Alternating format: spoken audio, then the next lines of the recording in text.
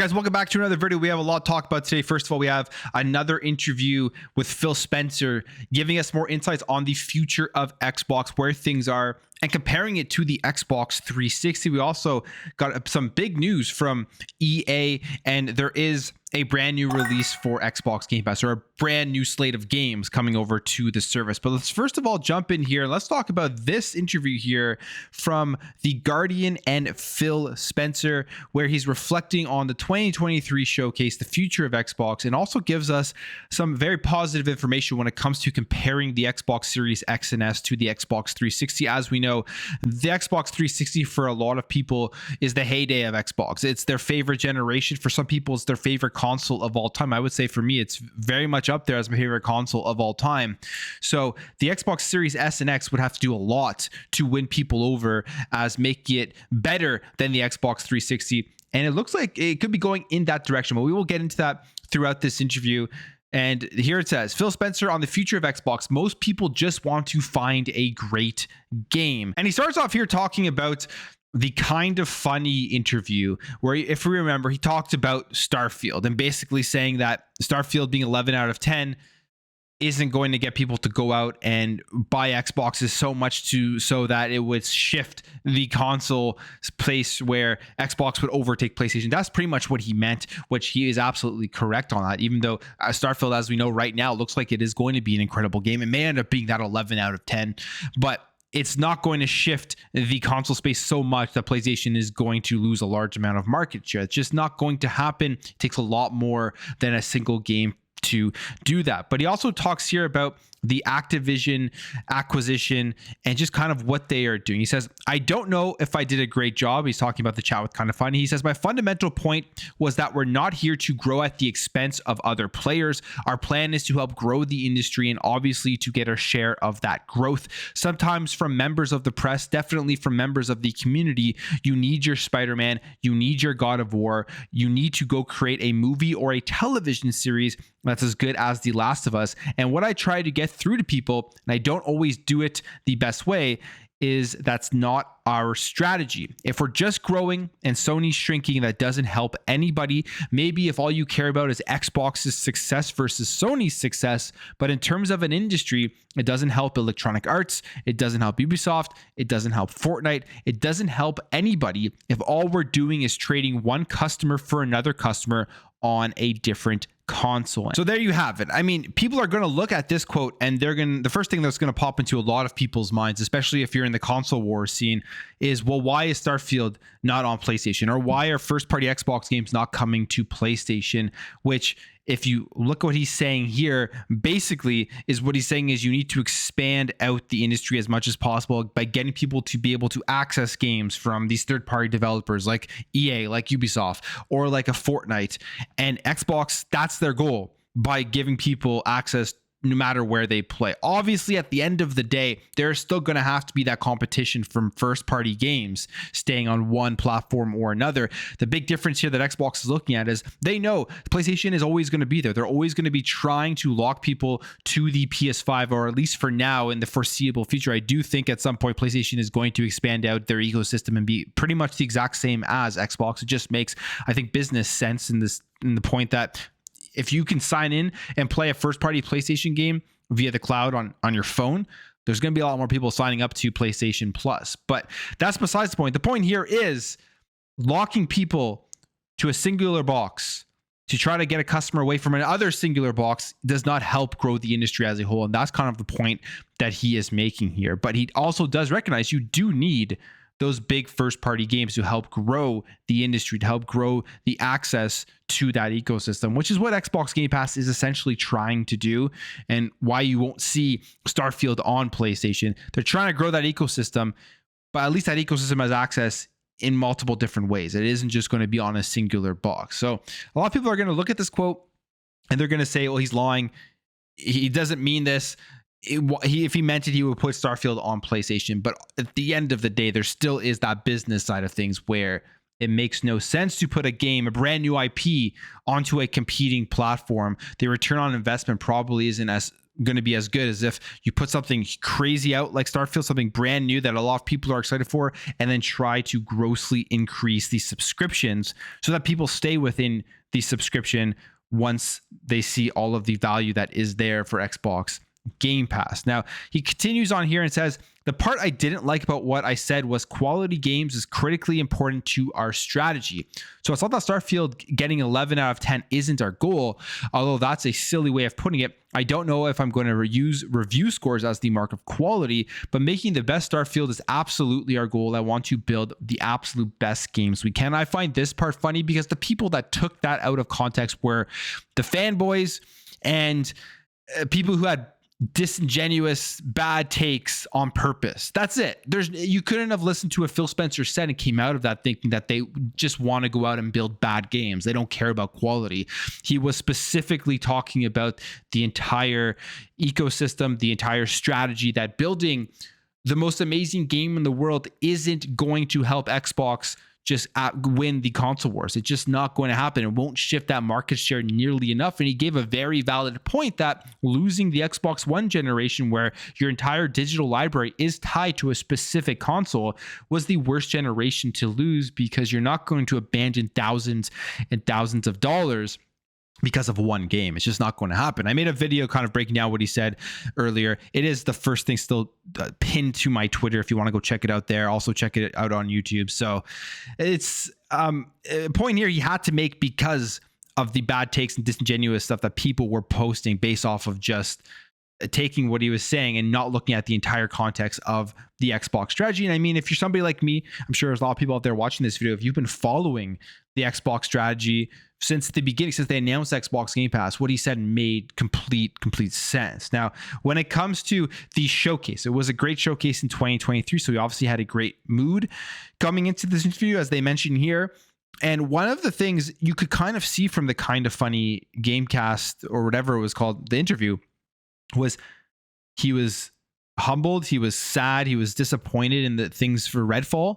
However, you could see in the back of his mind, he knew what was coming down the line, and people just had to be a little tiny bit more patient as the showcase was coming up, and he was very confident, and you can see that here. It says, I knew that our first party was going to be strong. We have our over 20 studios, and it was somewhat expected that we would get up to speed after COVID and get their products coming out. We knew the flow coming out of both Bethesda and Xbox Game Studios was going to hit. I'll be honest, I always feel like we have a lot to live up to. The expectation of our customers is high. We know we didn't hit that bar in 2022. We wanted to make sure we had a great show, and the show was great. And what we can see right now from that show, and even from this year, is it's starting. That ball of momentum is growing and growing and growing. They're going to be releasing, barring something crazy happening with Starfield or Forza Motorsport getting delayed, 5, I would say, new first-party games in 2023, plus all of the other content that they're releasing on top of that. But 5 games, and I always list them off here as Age of 2 on console, which I consider as a brand new release because it wasn't on console previously. Then there's Forza Motorsport, Starfield, Redfall, and Minecraft Legends. And maybe I'm forgetting something, but that's an incredible output for a singular year of first-party content, which I say more than anything makes up for 2022. And then going into 2024, as of right now, what we know should be coming out, again, if there are no delays, plus there will be more probably on top of this, will be Hellblade 2, Avowed, and then Flight Simulator 2024. Again, just a great output. So that ball took a while to get rolling, but it is here. And I don't see that momentum slowing down anytime soon with the amount of studios that they have. And then if they do end up getting Activision Blizzard, it is going to be continuous releases from a first party perspective on the Xbox platform and day one into Xbox Game Pass. So it's very, very exciting if you are currently right now sticking with the Xbox platform. If you are holding that line, as we know, that is the saying for Xbox right now. If you're holding that line, if you're sticking with the Xbox platform, it's going to be a very exciting future for you. Now it says here, look at the stats. The number of games that are in Game Pass relative to unique videos on Netflix is vastly different. I think we're somewhere between 300 and 400 games. It's still a lot, but we're not trying to inundate you. And here he's specifically making that comparison of Game Pass to Netflix. And he says, when I get negative feedback on Game Pass, it's when quality isn't what people expected, but then there's a marginal cost for them in trying something they would have never tried before. If there's any signal, it's how our players' feelings are. How's the subscriber number doing? And are the creators coming back? So those are the metrics that they look at when measuring the success of Game Pass. And it is true, when you look at trying out a video game, it's a lot more time needed to do that than to sit down and watch a TV show or a movie on Netflix, because you could 5 minutes turn off a Netflix show, turn off a TV show, but you can't really get any feel for a video game after playing it for 5 minutes. You probably have to put in at least a couple of hours to really realize if you enjoy this game or not, for a lot of games that do get released. Now, when it comes to the business side of things, this is where things get interesting, and it's really contrary to what people sometimes perceive how Xbox is doing. Because I think of Xbox 360 as the golden era of Xbox. I've said this previous though, that I think by the end of this generation, the Series X will probably be my favorite console of all time, because of just the amount of content in there from Game Pass. Plus, it has all of the backwards compatibility stuff. It also had all of the developer mode stuff, or even in retail mode, you were able to use emulation, which I thought was pretty crazy. I think they've shut some of that down now, but just overall as a package, and then with the quick resume and the loading times, how fast they are, and the upgrading of backwards compatible games, just overall as a package, I think the Series X is going to be and end up being my favorite console. And in terms of the business side of things, it is doing better than the Xbox 360. It says our business right now from a revenue standpoint is about twice the size as it was in the Xbox 360 generation, and we're millions of consoles ahead of where we would have been compared to the 360. We've never had more Xbox players than we have right now. And this is contrary to all of the fear, uncertainty, and doubt that people were trying to spread when Xbox came out and said they were going to be releasing all their first-party games on PC day and date at the same time as Xbox. And I came out and I said that's not going to have an effect on the amount of people buying an Xbox. People are still going to go out and buy a Series X and S if it is a good product, because if we look at the statistics, and even on the PlayStation side of things, it's a very small percentage of people that actually buy consoles to play first-party games. So we're seeing that play out throughout this generation, that you don't need to lock first-party games to a singular box to push consoles. They will still sell well if you have a good product and enough valuable content on there for gamers to want to go out and play. And that's pretty much all the other stuff. Here's one more thing here. He does talk about Game Pass, and then overall just how it creates an interesting content fund. He says for us to go out and work with partners early on in progress.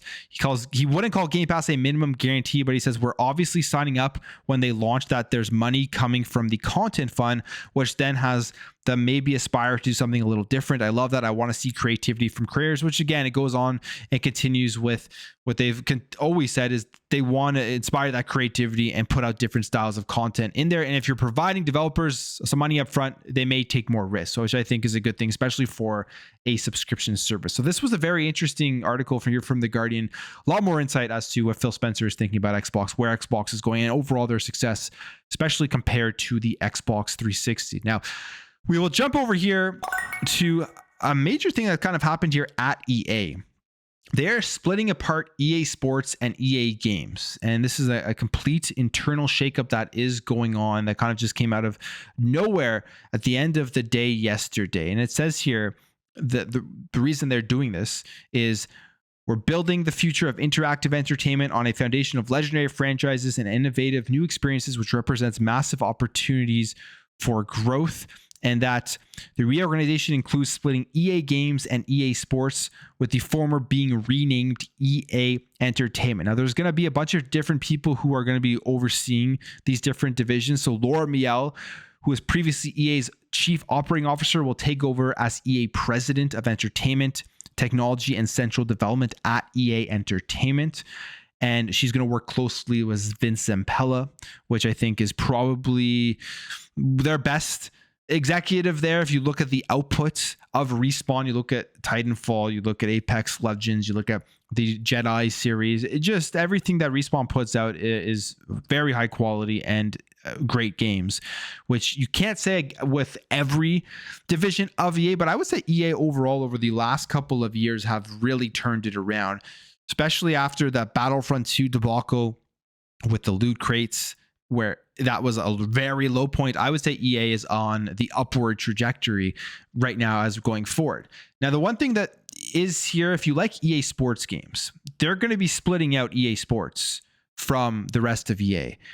And I look at this kind of in a positive way because it does say here, this guy here, Cam Weber, is going to be taking over for EA Sports. And it says, Cam Weber, who rose out of EA's football games, will continue to lead EA Sports. Both will enjoy expanded control over their respective labels, intended to give them more oversight over budgets and decision-making flexibility. One of the things with EA Sports games is I used to play a lot of EA Sports games way back on like the PS2 original Xbox generation. I haven't played that much of them since then, essentially, other than maybe a decent amount of NHL continuously, because I do like the NHL games. But other than that, EA Sports games to me have completely fallen off since that generation. They've gotten worse. There aren't games out today from like a Madden, at least, that even compares to the games that came out during the PS2 and the original Xbox generation. And it's been very annoying as somebody who loved those games and thought they were deep. They had great franchise modes. There's awesome presentation. And the reason why there's nothing that's come out as good as those is because they've shifted their entire focus to things like Ultimate Team and the microtransactions and just not caring about the other aspects of these sports games. And maybe, who knows, fingers crossed, probably won't make that much of a difference because of the amount of money that the microtransactions make. Maybe they will start to go back to, I would say, the golden age of the EA Sports games with Madden specifically. I mean, Madden is the one that I have my biggest gripe with, as right now I'm actually playing NFL 2K5 with the 2K23 mod, which is really, really cool. I didn't even know this thing existed, but you can actually get everything, current uniform, stadiums, players, everything with NFL 2K5, which is still, in my opinion, the best game. And I don't think Madden has made a game that's come close to NFL 2K5, which is an insane thing to think about. So that hopefully is going to be a positive for this reorganization as they are splitting off those two things. But other than that, it doesn't really seem like much is differentiating other than, again, EA Entertainment and then EA Sports going off into two different divisions. It says here, over the coming months, Stuart, Laura, Cam, and David will partner closely with studio leaders to implement these organizational changes, further embedding dedicated capabilities into franchise teams and driving operational rigor. EA business remains strong. And I wonder if this will have any effect on the EA Play subscription. Probably not. But if it does, maybe that will have something to do with Xbox, because we know that is part of the Xbox Game Pass perk, but probably really won't make a difference. Now, finally, let's end off here with the Xbox Game Pass releases. We did get this month's announcement, and from a quick glance, I looked at this and I was like, what are these random games? And then I looked further into it, and I think this is actually a secretly very good slate of games coming over to the server. So first of all, you have Bramble here. So I pulled up some of these games on YouTube just because I want to see what they're all about. And this is kind of like a narrative, decision-making, side-scrolling puzzle style of an adventure, which actually looks really good, really fun, and something that I would potentially check out. Graphically looks kind of interesting, and just looks like it would be something that people will be surprised once they do jump in. Then there was this game here, which looks phenomenal, Fist Forged in Shadows, and this is a side-scrolling action game. It looks really, really good. So I saw this one, and again, it really got me surprised about the game that I was expecting to see. Wasn't expecting to see something that would be this enticing for me to actually want to jump in and play, but it really does look like it's going to be a fun one coming into Game Pass. And then this game here, which is an action RPG, graphically looks phenomenal, and looks like it is a ton of fun in terms of the actual combat itself, fast paced with different styles of melee and I believe magic as well. And you can see here you have your party and everything. And then we have this game here, and this is called Arcade Paradise. Now this one looks like this could be a hidden gem of some sort, as it is an arcade management game, and you have to build up your arcade. You have to clean it. You have to go and make money to add more cabinets, like as you can see here, doing laundry. Just looks like it could actually be a ton of fun. It's something I potentially would be interested in checking out. And they say everything in this game is like a little mini game, even when you're going out here and trying to make money to add cabinets to your arcade. So honestly, very cool. I was surprised to see this one, and it did catch my attention. So those are games on this list that I'm actually interested in checking out. And then Need for Speed Unbound here, which a phenomenal racing game. If you haven't played it, go check it out. And then there's also the Bookwalker and Story of Seasons. So if you look at this at a glance, it doesn't look like it is the best game in the world or the best release of Game Pass games in the world, but there is some decent content in there that I would not sleep on if you are interested in any of those styles of games. But I'm going to leave the video there, guys. If you did enjoy this video, make sure to hit that thumbs up. If you are new here, hit that subscribe, and I'll catch you guys in the next video.